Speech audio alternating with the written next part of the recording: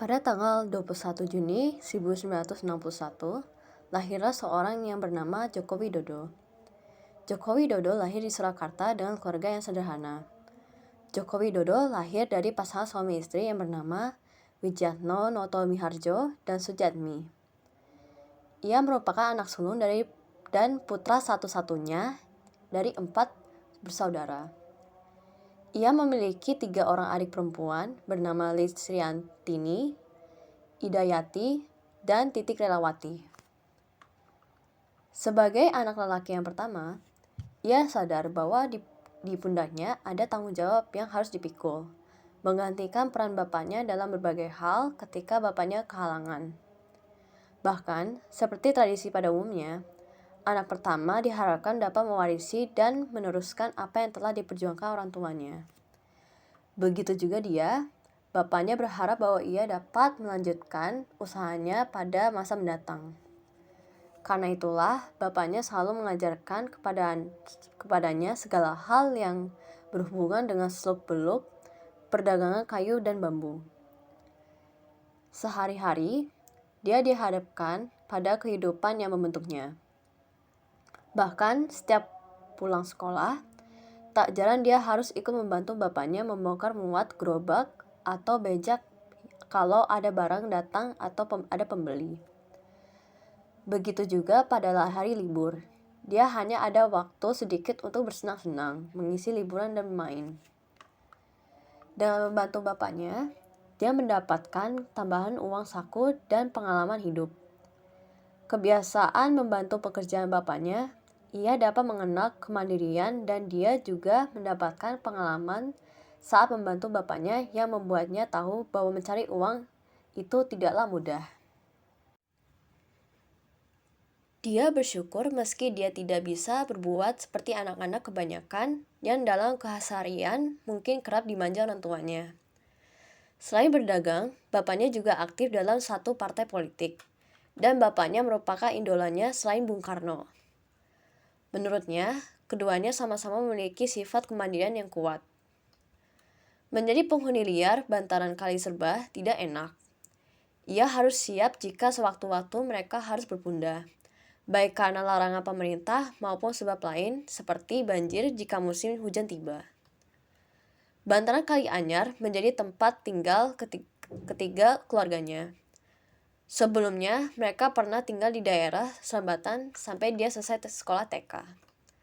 Setelah itu, bapaknya Jokowi mengajak mereka pindah dari Srambatan ke bantaran Kali Pepe di Desa Munggung itu, sebelum akhirnya pindah ke Pasar Giringan di bantaran Kali Anyar. Di Pasar Giringan ini, mereka tinggal agak lama, sampai Jokowi kelas 4 SD. Hingga suatu ketika terjadi peristiwa memilukan yang begitu membekas.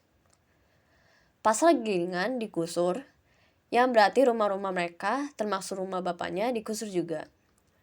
Akhirnya dengan tanpa pemberitahuan sebelumnya, penghuni bantaran kali harus mengosongkan rumahnya.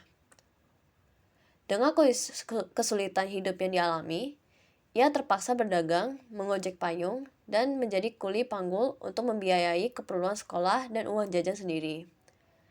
Saat anak-anak lain ke sekolah dengan bersepeda, ia memilih untuk tetap berjalan kaki. Mewarisi keahlian bertukang kayu dari ayahnya, ia mulai bekerja sebagai penggergaji di umur 12 tahun. Penggusuran yang dialaminya sebanyak 3 kali pada masa kecil mempengaruhi cara berpikirnya dan kepemimpinannya.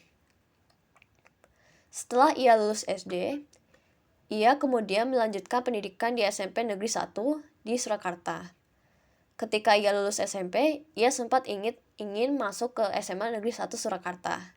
Tetapi ia gagal sehingga pada akhirnya ia masuk ke SMA Negeri 6 Surakarta. Lalu setelah lama lulus di SMA Negeri 6 Surakarta, ia melanjutkan pendidikan dan diterima di jurusan Kehutanan, Fakultas Kehutanan Universitas Gadjah Mada.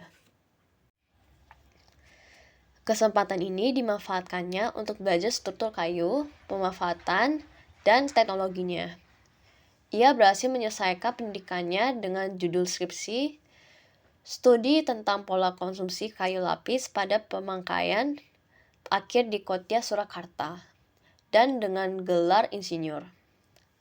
Selain kuliah, ia juga tercatat aktif sebagai anggota Mapala Silvagama, unit kegiatan mahasiswa pencinta alam di fakultasnya. Setelah lulus, ia bekerja di BUMN PT Kertas Craft Aceh dan ditempatkan di area hutan pinus Merkusi di dataran tinggi Gayo, Aceh Tengah. Dan Jokowi menikah dengan Iriana di Surakarta pada 24 Desember 1986. Namun ia merasa tidak betah kerja di BUMN PT Kertas Craft Aceh dan pulang menyusul istrinya yang sedang hamil 7 bulan. Ia bertekad berbisnis di bidang kayu dan bekerja di usaha milik pamannya, Miono, di bawah bendera CV Roda Jati. Pada tahun 1988, ia memberanikan diri membuka usaha sendiri dengan bernama CV Rakabu, yang diambil dari nama anaknya pertama.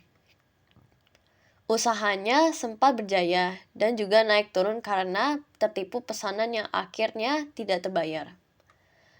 Namun pada tahun 1990, ia bangkit kembali dengan pinjaman modal 30 juta ribu yang ia peroleh dari ibunya. Pada Pilkada Kota Solo pada tahun 2005, Jokowi diusung oleh PDIP dan PKB untuk maju sebagai calon wali kota Surakarta. Ia berhasil memenangkan pemilihan tersebut dengan persentase suara sebesar 36,62%. Setelah terpilih, dengan berbagai pengalaman pada masa muda, ia mengembangkan Solo yang sebelumnya buruk penataannya dan menghadapi berbagai penolakan masyarakat untuk ditertibkan.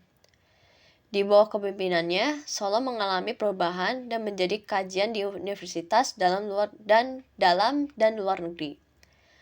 Salah satunya adalah kemampuan komunikasi politik Jokowi yang berbeda dengan kebanyakan gaya komunikasi politik pemimpin lain pada masa itu, yang menjadikan kajian riset mahasiswa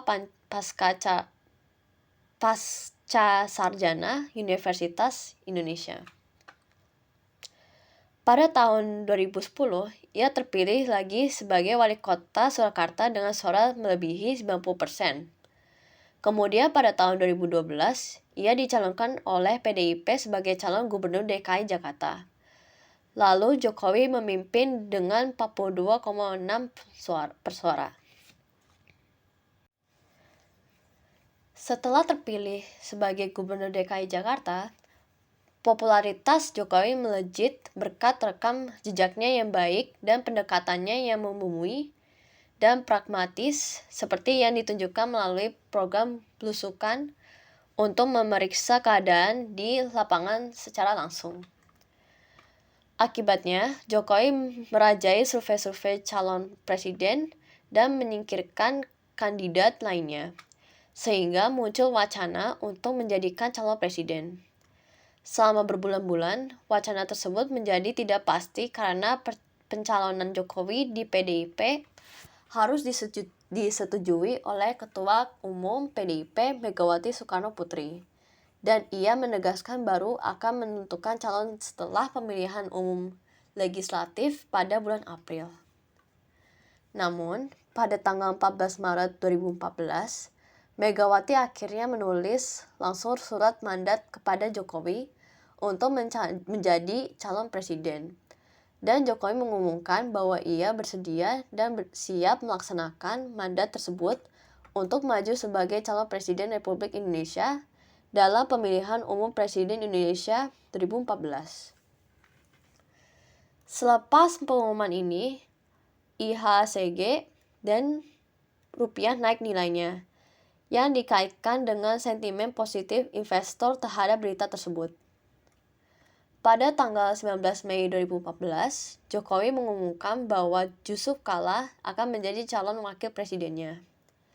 Pencalonan tersebut didukung oleh koalisi Partai Demokrasi Indonesia Perjuangan, Partai Nasdem, Partai Kebangkitan Bangsa, dan Partai Hanura.